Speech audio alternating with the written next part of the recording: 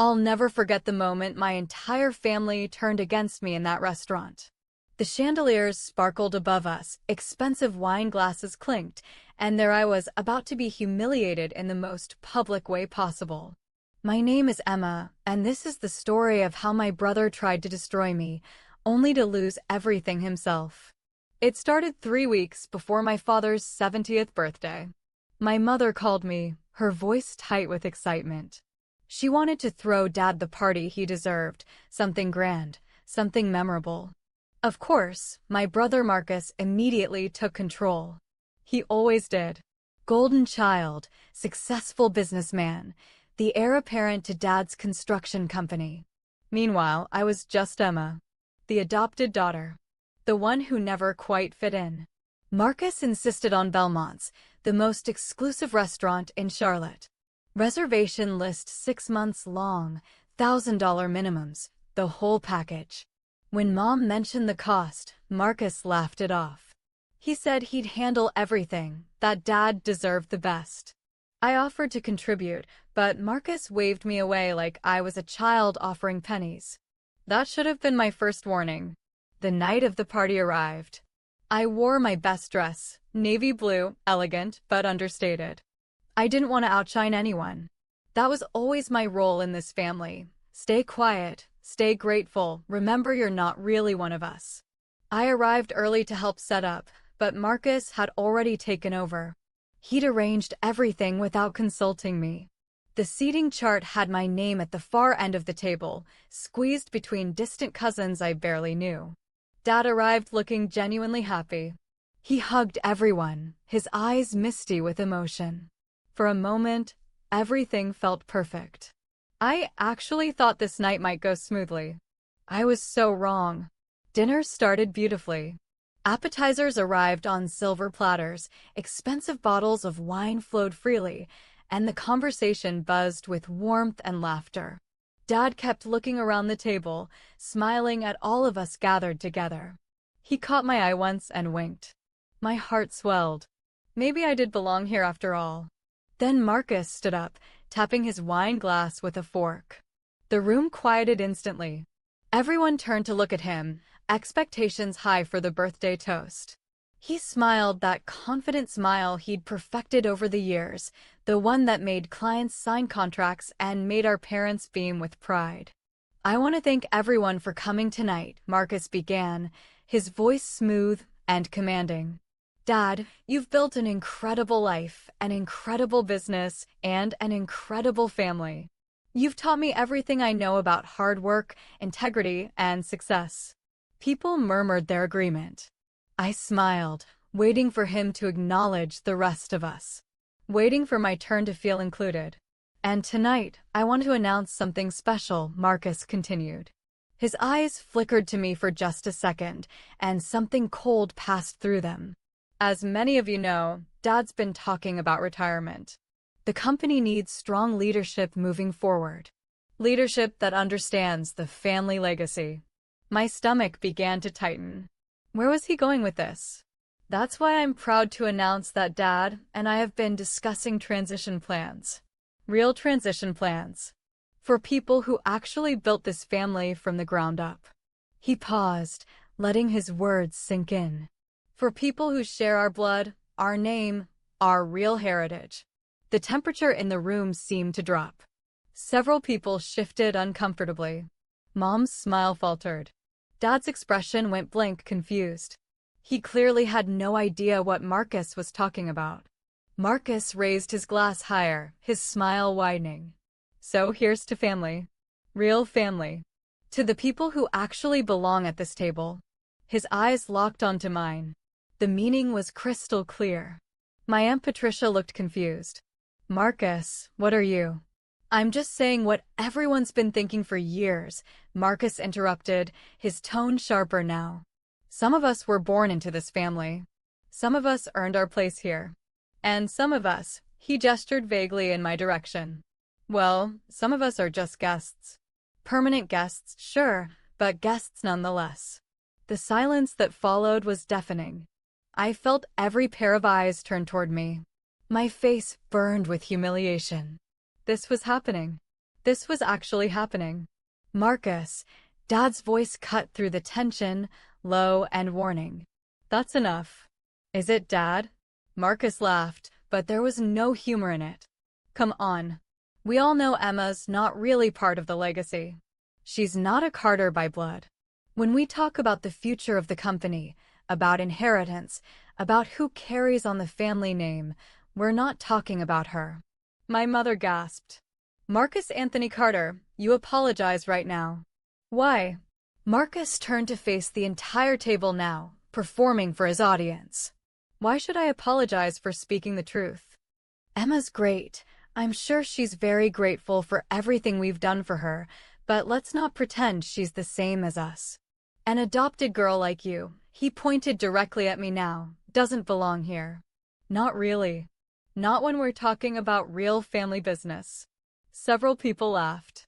Nervous, uncomfortable laughter, but laughter nonetheless. My cousin Derek smirked into his wine glass. Marcus's wife, Jennifer, didn't even look at me. She just examined her perfectly manicured nails. I sat frozen, unable to breathe. 26 years of being part of this family, and with one speech, Marcus had reduced me to nothing. An outsider. A charity case. Someone who didn't belong. Tears stung my eyes, but I refused to let them fall. I wouldn't give him that satisfaction. Dad stood up abruptly, his chair scraping loudly against the floor. Marcus, we need to talk. Now. Outside. Dad, I'm just being honest. Outside. Now. Dad's voice held a fury I'd rarely heard. But the damage was done. As Dad and Marcus left for the restaurant's private corridor, the table erupted in whispered conversations. Some people looked at me with pity. Others avoided my gaze entirely.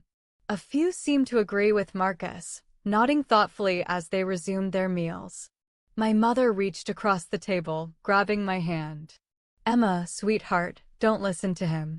He's being cruel and ridiculous. You're my daughter. You're our daughter. But even her words felt hollow now.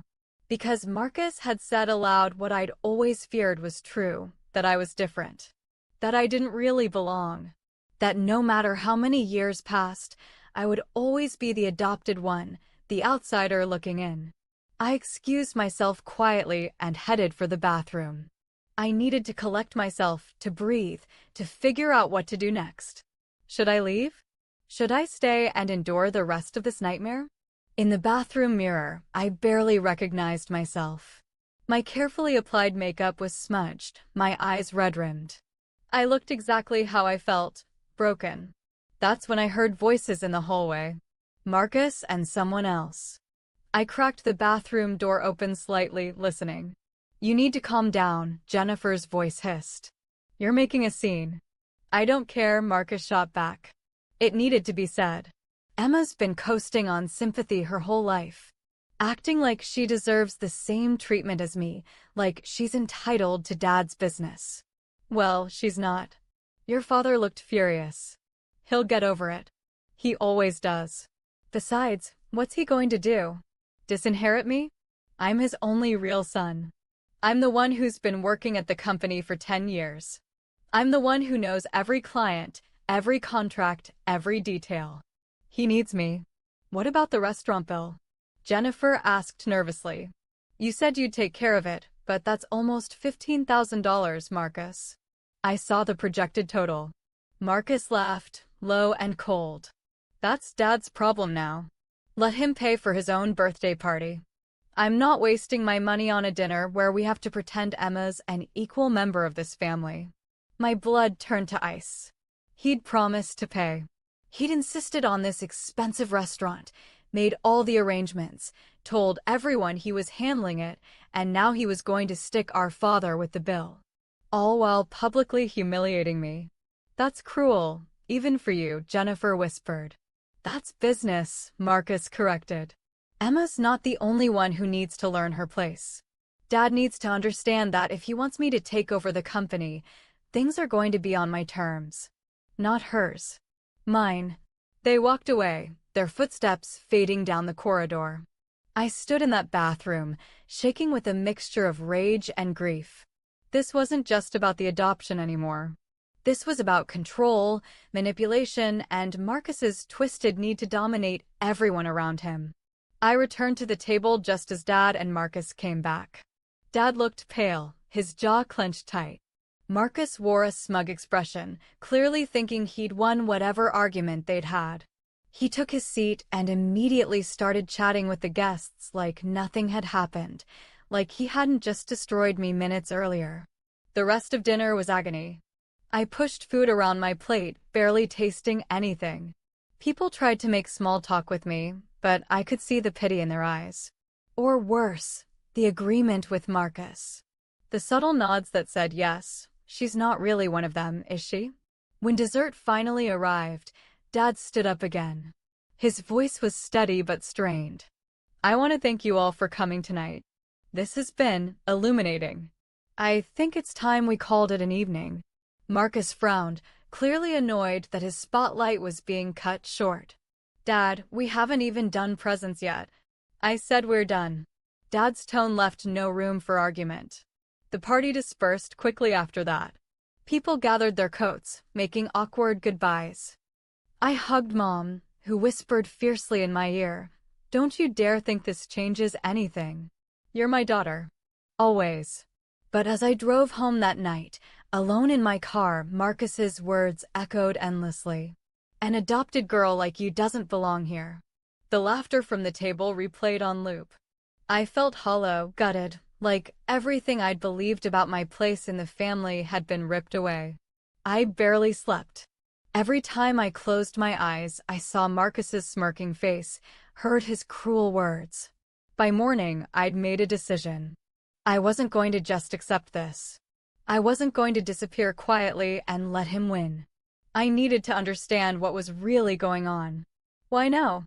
Why this level of cruelty? Marcus had always been competitive with me, always made subtle digs about the adoption, but this was different. This was calculated, public, and vicious. So I did what any desperate person would do. I started digging. I began with the company. Dad's construction business, Carter and Sons, had been thriving for decades. But I'd heard whispers lately, missed deadlines, unhappy clients, budget overruns. Marcus had been running operations for the past 3 years, while Dad slowly stepped back. What if something was wrong? I called my friend Rachel, who worked in corporate accounting. "Can you do me a favor?" I asked. Quietly. "I need to understand what's happening with Carter and Sons financially." Rachel hesitated. "Emma, that's your family's business." "Are you sure?" "I'm sure." She sighed. "Give me a few days. I'll see what I can find through public records and industry contacts." While I waited, I reached out to my Uncle George, Dad's younger brother. Uncle George had worked at the company years ago before retiring to Florida. We'd always been close. "Uncle George, I need to ask you something. Do you know anything about Marcus's plans for the company?" There was a long pause on the phone. "Why are you asking, Emma?" I told him everything. The restaurant, the speech, Marcus's cruelty. Uncle George listened in silence. When I finished, he let out a long breath. "That boy's gotten too big for his britches. Your father never should have trusted him with so much control. Emma, there's things your dad doesn't know. Things Marcus has been hiding." My heart raced. "What things?" "I can't prove anything yet, but I've heard rumors. Bad ones. About contracts going to Marcus's friends. About materials being marked up. About money disappearing into side accounts." "You think Marcus is stealing from the company?" My voice came out as a whisper. "I think Marcus is building himself a kingdom, and he's using your father's business to do it. And I think you getting any piece of that inheritance terrifies him because it means oversight. It means someone who might actually question his decisions." Everything clicked into place. Marcus's cruelty wasn't just about being mean. It was strategic. He wanted me out of the picture completely so that when Dad retired or passed away, Marcus would have total control. No questions asked. No one to challenge him. "What do I do?" I asked. You document everything, Uncle George said firmly. Every shady deal, every suspicious transaction, every lie. And then you show your father the truth. Before it's too late. Rachel called me back 4 days later. Emma, you need to sit down for this. She'd found irregularities. Lots of them. Contracts awarded to shell companies that traced back to Marcus's college friends. Materials purchased at inflated prices from suppliers who kicked back percentages. Project budgets that mysteriously expanded, with the extra money vanishing into accounts Marcus controlled. He's been bleeding the company dry, Rachel said quietly. Slowly, carefully, but steadily. I estimate he's diverted at least $2 million over the past 3 years. Maybe more. I felt sick. Does my dad know? I doubt it. Marcus has been careful. He's buried the transactions in legitimate-looking paperwork, spread them across multiple projects. Unless someone knew exactly what to look for, they'd never spot it. Can you document all of this? Create a report with evidence. Already done. Emma, be careful. If Marcus finds out you're looking into this. He won't, I promised. But even as I said it, I knew I was walking into dangerous territory. Marcus had already shown he'd destroy me publicly. What would he do if he knew I was threatening his empire? I spent the next week building my case. Bank statements, contract copies, supplier invoices, email records. Uncle George helped me access old company files. Rachel provided the financial analysis.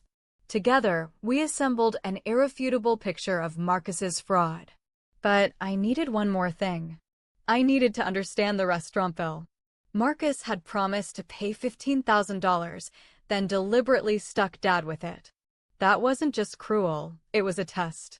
He was seeing if Dad would push back, if Dad would hold him accountable. When Dad paid it without complaint, it proved to Marcus that he could get away with anything. I called Belmont's and asked to speak with the manager.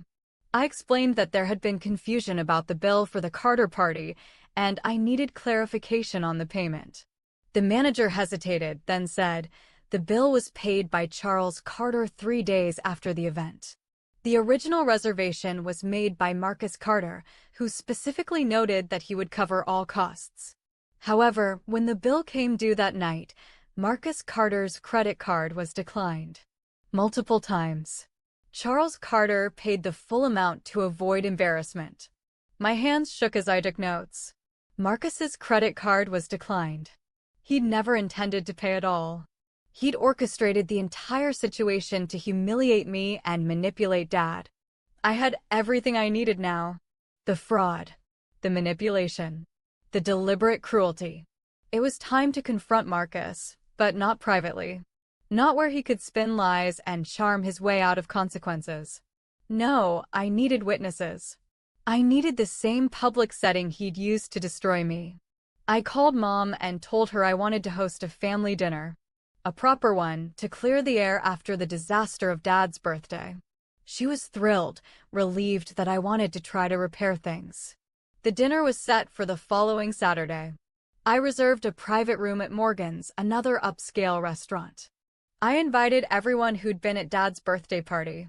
Mom, Dad, Marcus, Jennifer, the aunts, uncles, cousins, everyone who'd witnessed my humiliation. Marcus agreed to come, probably because he thought I was conceding defeat. Accepting my place. Maybe even apologizing. The night arrived. Everyone gathered in the private dining room, making awkward small talk. The elephant in the room was massive. No one wanted to address what had happened at the last gathering, but everyone was thinking about it. I stood up, my hands only slightly trembling. I'd rehearsed this moment 100 times. Thank you all for coming, I began. I know the last family gathering ended badly. I wanted a chance to address what happened and to share some important information with all of you. Marcus leaned back in his chair, smirking. Emma, if this is about your feelings getting hurt. It's not, I interrupted, my voice steady. It's about the truth. About who really belongs in this family and who's been betraying it. The room went silent. Dad leaned forward, his expression concerned. Mom looked confused. Marcus's smirk faltered slightly. I pulled out a folder, thick, organized, devastating. 3 weeks ago, Marcus stood up in a restaurant and told everyone that I didn't belong in this family because I'm adopted. He said I wasn't real family, that I didn't deserve a place at the table. Emma, don't be dramatic, Marcus started. I'm not finished. My voice cut through his objection like steel. Marcus made it very clear that blood matters, that real family matters, that loyalty and heritage matter. So I decided to investigate what real loyalty looks like. What I found was fascinating. I opened the folder and began pulling out documents, bank statements, invoices, contract analyses. For the past 3 years, Marcus has been systematically defrauding Dad's company. He's created shell companies, awarded them contracts at inflated prices, and pocketed the difference. He's purchased materials from suppliers who kick back percentages directly to his personal accounts. He's falsified project budgets and stolen at least $2 million from Carter and Sons. The room erupted. Dad's face went white. Mom gasped. Uncle George, who'd known some of this, still looked shocked at the full scope. Marcus shot to his feet, his face purple with rage. That's a lie. That's slander. It's documented, I said calmly, handing the folder to Dad. Every transaction, every fraudulent deal, every stolen dollar. I had it all independently verified by forensic accountants. It's real, Marcus. And it's criminal. Dad flipped through the pages, his hands shaking. The proof was irrefutable. Years of theft laid out in black and white. And just so everyone knows, I continued, Marcus also promised to pay for your birthday dinner, Dad. $15,000. But his credit card was declined that night. Multiple times. He never intended to pay. He stuck you with the bill while publicly humiliating me. That's who Marcus really is. Not the golden child. Not the heir. A thief and a liar who's been destroying this family from the inside. Marcus lunged toward me, but Uncle George and my cousin held him back. You have no right. Marcus screamed. This company is mine. I built it. You destroyed it, Dad said quietly, his voice breaking. You stole from me. From us. How could you? Jennifer started crying. The rest of the family sat in stunned silence.